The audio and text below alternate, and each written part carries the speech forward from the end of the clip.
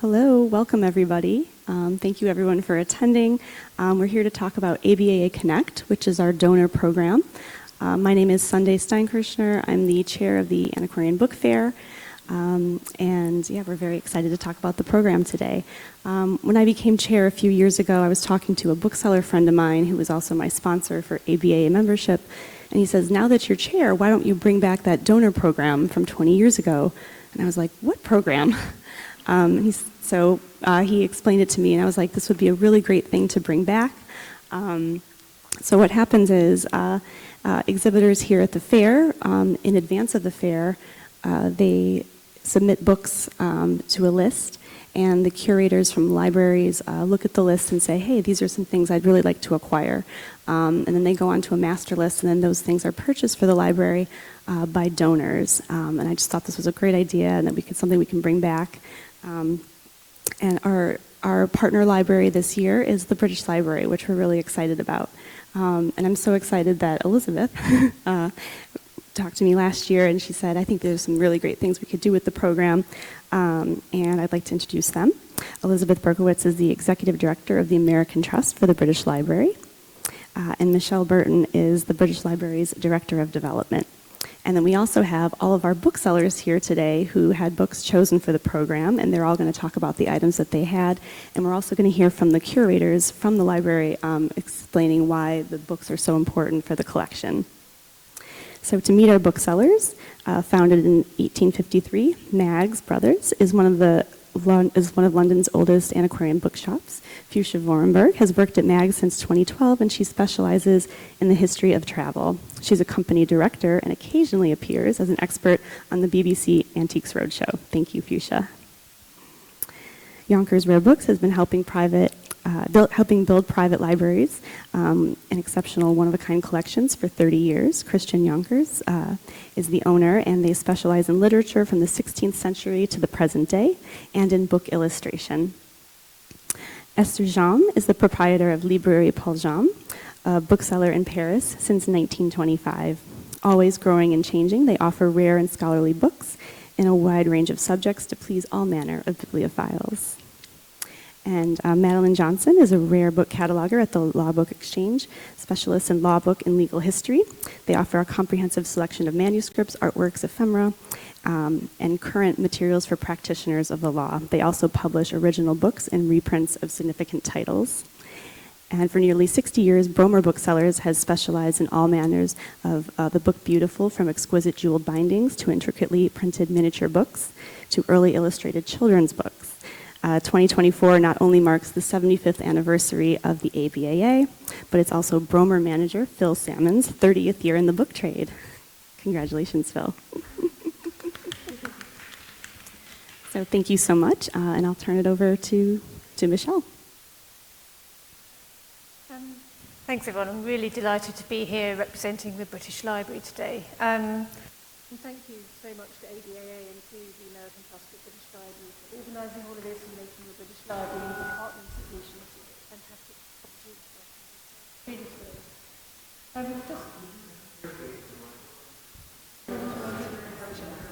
Okay. Yeah, so anyone who is less familiar with the British Library, we're the UK's national library. We collect everything that's printed in Britain and in Ireland, and we have over 170 million items in our collections and over 20 billion pages of UK web content. And that's across not just books, but also manuscripts, music scores, sound recordings, newspapers, maps, patents, stamps, and many other things. A lot of the items that we hold are unique, only held in the British Library, and as such we have researchers coming from all over the world to use our collections. Also public visitors as well coming to our exhibitions and events program. And we have something like 26 million people coming each year either to the website or to our buildings to see our collections. And the US is a particularly big audience for the British Library. A quarter of our web users are from the US. Anyway, I wanted to just give a very, very quick overview about the collections that we were selecting for this. You'll see in just a minute a very short video about some of the items that have been selected, featuring Tanya Kirk, who's one of our curators. I just wanted to give a little bit more of a background as to why the curators made the selections that they did. So what they were looking for was to acquire British items that represent voices of people who've been historically less well represented in our collections. So for example, that might be women or people from cultural and ethnic minority groups, LGBTQ+, or people with disabilities, as well as people from a less affluent or working class background. So just trying to plug some of those gaps that have historically formed in the collections. Also tried to acquire some single sheet publications such as adverts and playbills, and also examples of British regional printing. So from that very long list that was submitted, we finally settled on 8 items, 3 of which are in the video that you're about to see. But the booksellers obviously will tell you much more about all of those items. Thank you, and short video. Hello, I'm Tanya Kirk, and I'm one of the curators in the British Library's Printed Heritage Collections team. We're absolutely thrilled to be this year's featured library at the New York International Antiquarian Book Fair. I'm sorry not to be with you today, but I hope you enjoy hearing about some of the amazing items that we're hoping to be able to add to our collections. We're so grateful to our partners with this, the American Trust for the British Library and the Antiquarian Booksellers Association of America, for making this exciting campaign possible. We've got an incredible opportunity to add some exceptional rare books to our collection, several of which aren't held in any UK institutions. To secure these items, we will need to fundraise around £85,000 before the New York International Antiquarian Book Fair closes on the 7th of April. As a charity, donations are vitally important for us in achieving this goal. One of the items we're really excited about is After 2 Years by the great British novelist and journalist Graham Greene. Published in 1949, this unassuming pamphlet contains poems that Graham Greene wrote about his love affair with Catherine Wolston. The book was privately printed in just 25 copies, of which only 6 are known to survive today. We would be the only UK institution to hold a copy of this pamphlet, which contains poems that commemorate an incredibly important literary relationship, as Greene's affair with Catherine Wolston was the inspiration behind his great novel, The End of the Affair. Another highlight would be this beautiful book binding by the Scottish binder Jessie M. King. It's one of just 30 copies that King bound of The Story of Rosalind, which was originally published in 1590 and provided the inspiration for Shakespeare when he wrote his play As You Like It. This beautiful edition is printed on Japanese vellum with intricate ink and watercolour designs on the binding. It will be the first example of Jessie M. King's fine bindings to enter the British Library's collection for everyone to explore. Finally, this little volume called The Good Boy's Soliloquy is a wonderfully witty children's book published in the early 19th century. It features intricate illustrations of a mischievous young boy drawing on the walls and feeding the family pet scraps under the table. Works like these were often cheaply produced and quickly discarded, making them incredibly rare today. In this case, we know of only 2 other copies in public institutions. It would be a really valuable addition to our work in preserving generations of historical children's books. These are just some of the highlights. If you can support us in making a donation today, you'll be helping us to secure these extraordinary items and others, making them available for future generations.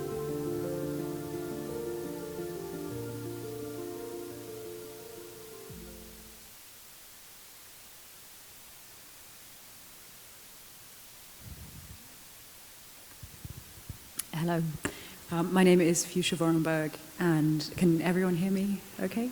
And I am from a London bookseller called Mags Brothers. It's a real pleasure to be here, and thank you so much for organising this initiative. It's always a really special thing to sell a book to the British Library. And a new experience for me to do so in New York rather than in London. So, yeah, thank you very much. My background is in studying American literature, so the connection between the American Trust for the British Library and our book community back home is a very special one. The book that has been selected from our stock is an extra illustrated set of The Environs of London by Daniel Lysons. So this is an encyclopedia of different regions in London that has been Grangerized by a gentleman called John Charles Kroll, who has added 700 extra illustrations that have been cut from other books into this encyclopedia and swelled the size of the set from 5 to 9 volumes. It's in a special binding that was done for Kroll, incorporating his coat of arms, and it is an absolute treasure chest of information about London, both in terms of architecture, topography, history, monuments, and interesting people who lived in the different regions of London. The connection to the library and the specific interest for this set is twofold. First of all, the British Library already own a set of Thomas Pennant's description of London that was extra illustrated by Kroll, and so this is a kind of continuation of that work. It's a sister volume, which I think it would be really wonderful to reunite the sets and make them available to scholars to enjoy and study. The other I think, key point is that the British Library has a truly fantastic collection that pertains to the work of Daniel Lysons. So Daniel Lysons was an antiquarian. He was a vicar, and he spent all of his time collecting information and printed ephemera that related to predominantly London, but he was particularly interested in the people who lived in London and the kind of difference between high and low culture. So his public work was compiling volumes like the Environs of London, but his private passion was scrapbooking. And he created these monumental volumes called Lysons Collectania, which include all of these details about public performance, people who were, jugglers, dancers, human spectacles, people who were very, very old, people who were exhibited for their unique features or human difference, and he had a real kind of interest in entertainment and what people were, and unusual things. And so you see a little bit of this come through in the Environs of London. One of my favourite additional prints, which has been added to the set, is of Hannah Snell, who was an 18th century woman who joined the British Army in male attire, and she lived her life during the period in which she was in the army as a man, and was eventually found out after she was injured. But the thing that I think is really significant when you think about the history of gender non-conforming people is that she received her full military pension when she returned to the United Kingdom, and she became the landlady of a pub in Wapping, which is near where I live, so she's a bit of a local legend. I think that's enough from me about the Environs of London, but again, thank you very much for for all of your support.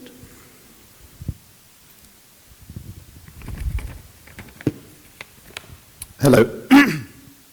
My name is Christian Jonkers, and I'm going to talk to you about a couple of books, the first of which hopefully will appear there. Two quite different books. After 2 Years is a book by Graham Greene, but what's remarkable about it is that despite Greene's standing as a literary heavyweight and his and as an object of book collectors' desire, until comparatively recently, this book was scarcely known to exist.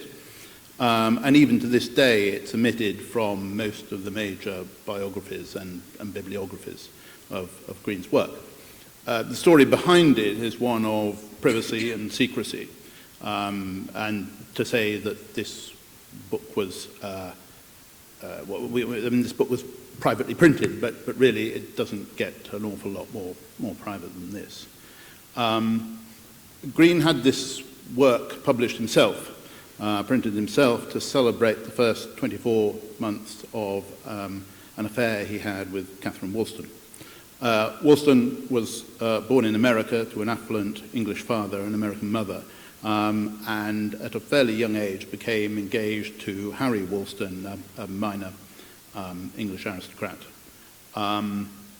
who, however eligible, was something of a dry fish.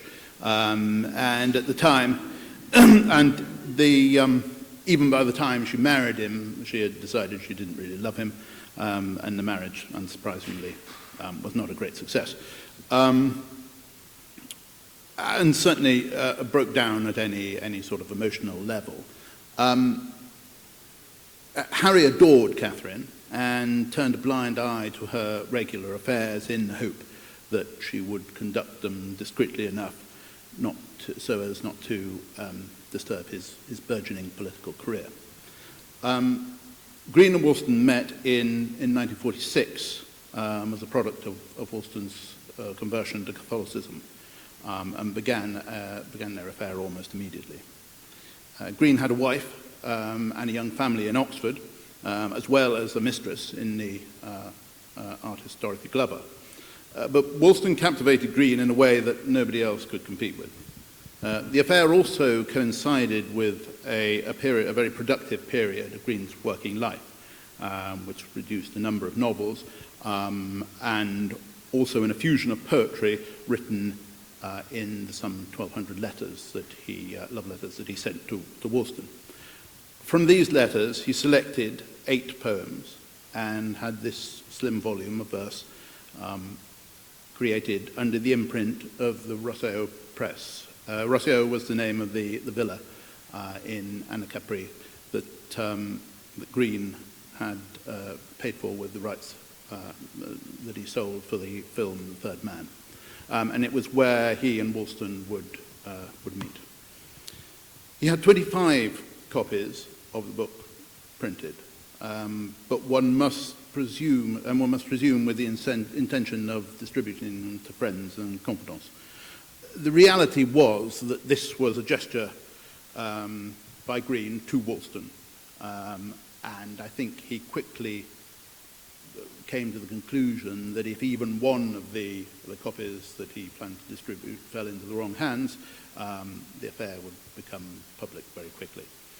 So Green gave copy number 1 to Wollstone, kept copy number 2 for himself, gave copy number 3 to Wollstone's older sister, who had been quite instrumental in keeping the affair secret.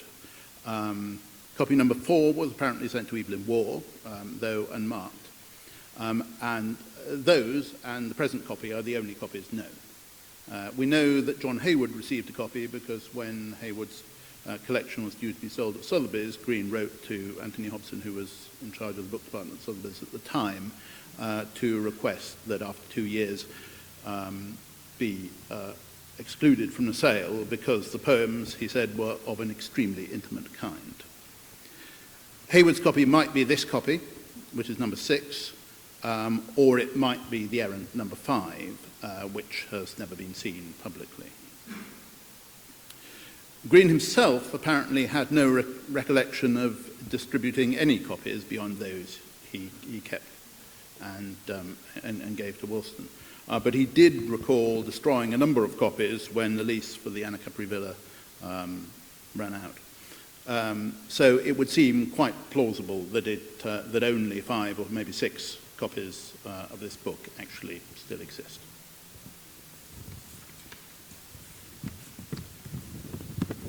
The next book could scarcely be more different.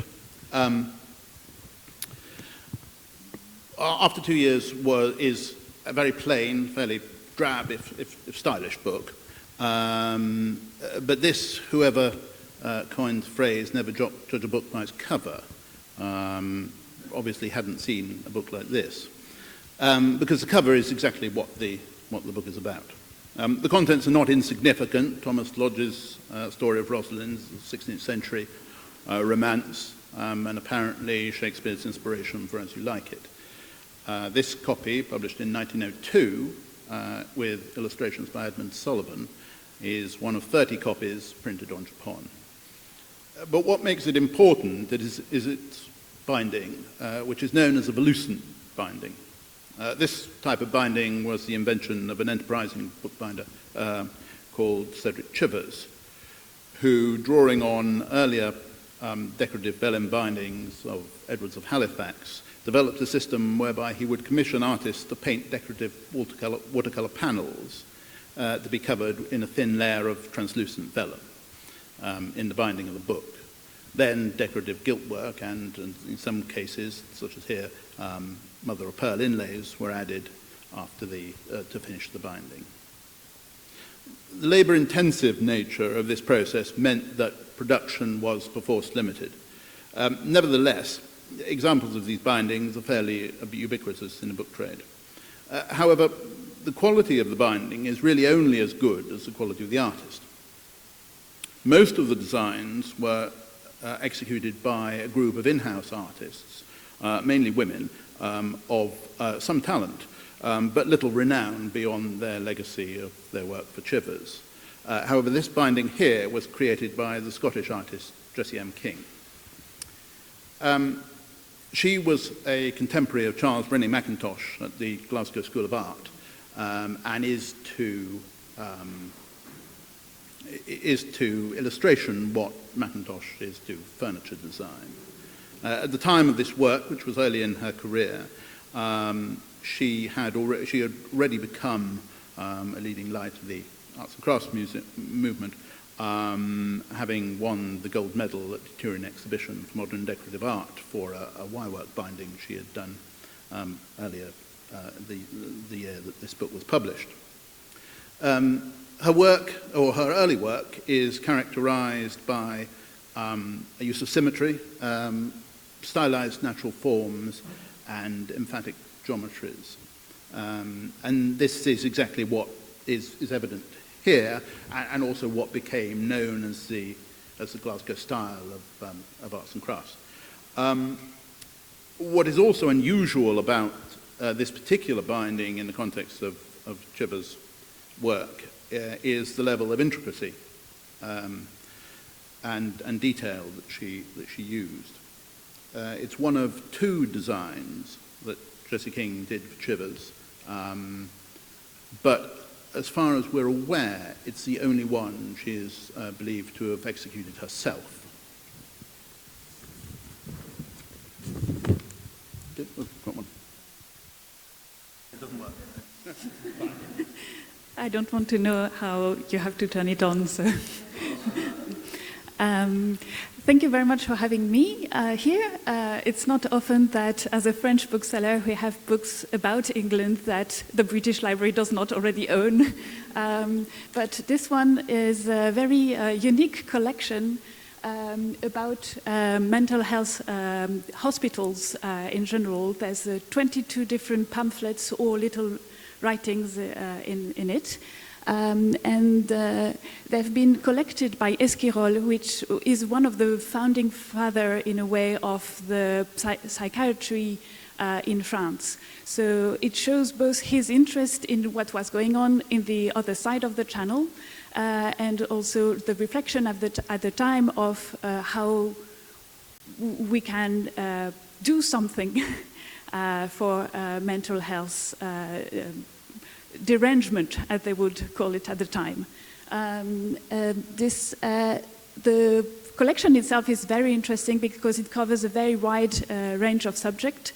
There's a lot about it about architecture, because there were questions of how to house people, how to make sure everyone is safe, or just sometimes safety was not the most in the mind of people, but how to make sure people can be protected, or the general public is protected from them. There's also a lot of things, very interesting documents about who was admitted, how much would it cost, how much people would pay for it, when they would get out, what would they get out with, what kind of their belongings could be. There's also pamphlets about the scandals about mistreatment of patients in those hospitals. So it's really a wide array of the question of mental health at a time where we were really starting to think about it, maybe also because of the growing population of towns, and so a different approach to mental health in a less confined circle of social life, which of course town will change. So yes, this is both a book that is very interesting in a subject that is sadly not widely talked about even today. We still have a lot, I think, to do on the question. And so going back to the origin, or at least the beginning of those discussions, I think is a very interesting one. And I'm very glad that the British Library saw it and was interested. Thank you. Good afternoon, Phil Salmon, Vermeer Booksellers, and as sellers of children's literature and as a parent, I can tell you that preaching the virtues of good behavior can be boring.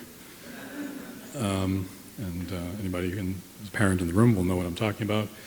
The nice thing about The Good Boy's Soliloquy, which contains a frontispiece and 15 copperplate engravings, published by William Darton, the second generation Quaker printer and engraver, operated in London from mostly in the 18th and the 19th century, is that it presents,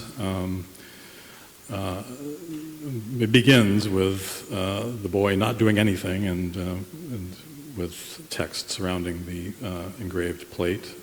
This is where things start to go. From here on in, though, things start to go a little awry. Nope, that's the covers, which actually I'll mention in passing. The nice thing about these is the original wrappers shows a contemporary ownership inscription dating it to, I believe, 1813, which coincides with the publication of the second edition of this book. This is 1811. Both editions are rare, known in only, I think, 3 institutional copies. Next. So here we have the text saying something that's contrary to what the image is speaking about. We have the text telling the child not to feed scraps to the pets under the table, but we are showing exactly the opposite. So I think presenting this somewhat visual irony is not lost upon children who be looking at the picture and identifying with that a little bit more than the text. But that was for the.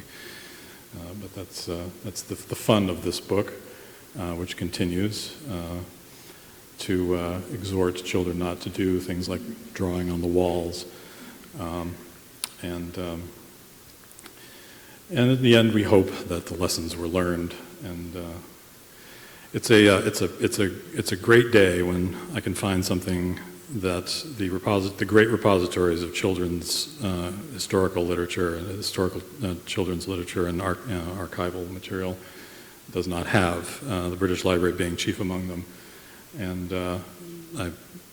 we work very hard to ensure that when we place something that we research the holdings and we research what is around those holdings so that we make sure that it is a proper fit for the institution. I'm very pleased that the British Library has seen fit to choose this. So thank you very much.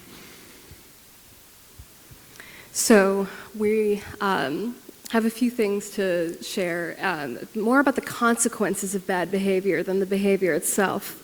But our first item is, I believe, a broadside about somebody who would have been maybe a little older, but about the target audience for this book.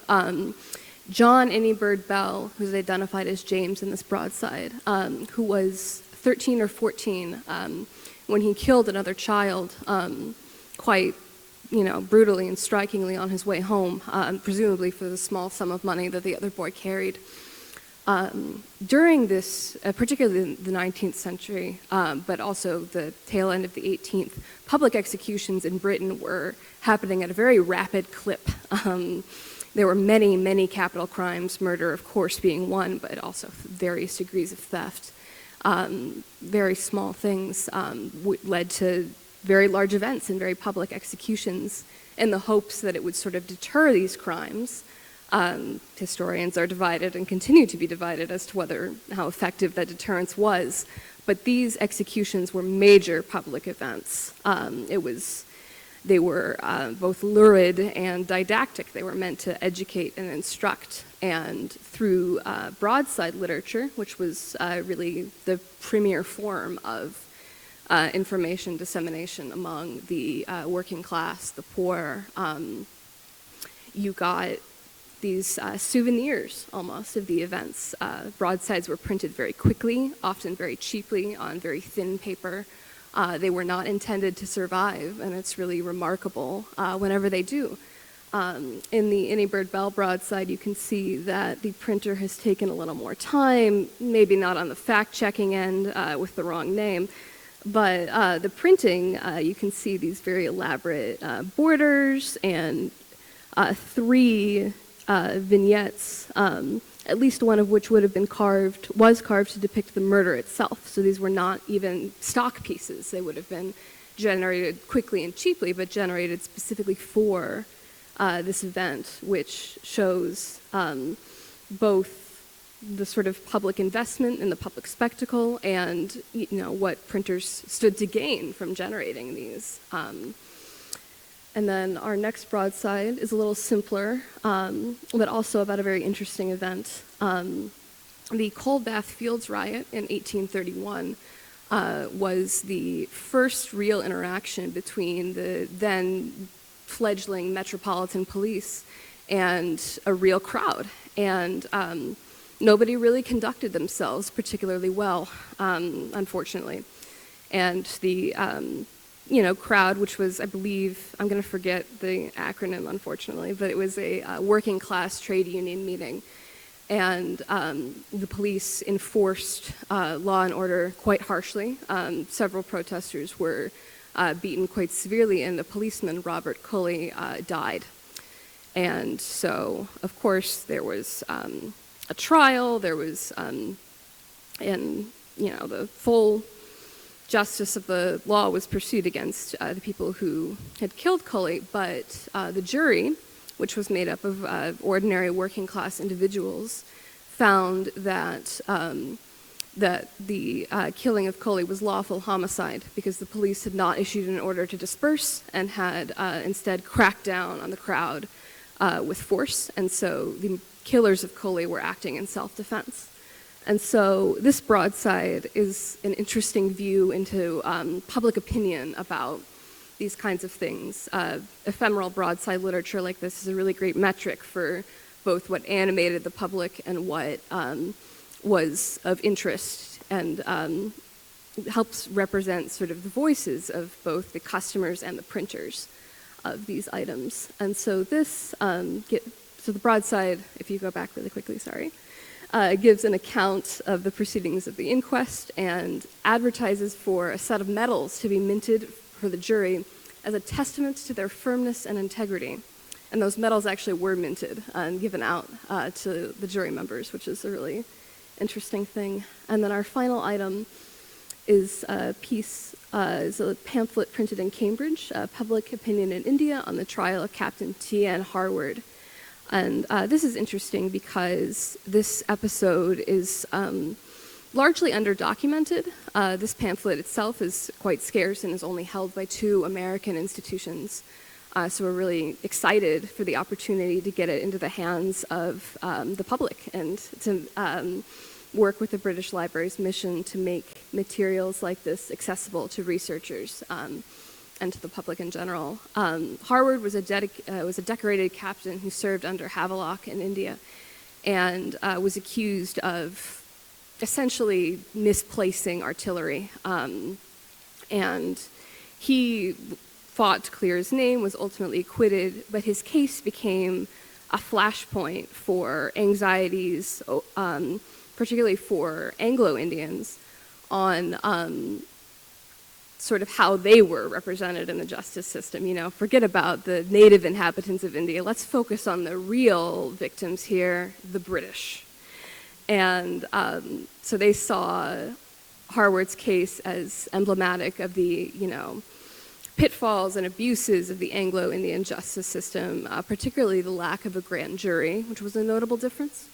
And so this pamphlet reproduces extracts from local newspapers in India, all favorable to Harvard. And one of them concludes that a grand jury is the only protection from, I believe, the ignorance and animosity of the natives and the, I can't remember the exact quote, but it's this distinction between civilians who don't know very much and the natives who are hostile. And so it's this very interesting window into how people on the colonizing end believed they were being represented in their own colony. And it's an underdocumented episode, not a lot is known about it, and so it's a really great opportunity to get that into the public hands. And we're so pleased to be able to work with the British Library in this, and we thank you all for your participation and your help.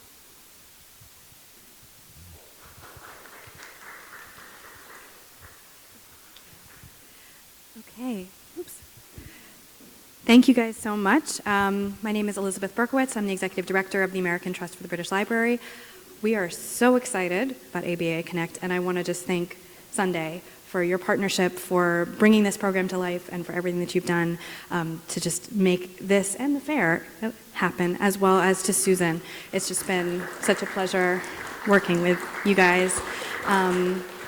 And thanks to, obviously, all of our booksellers, and to working with the British Library is always a pleasure. We're an American 501c3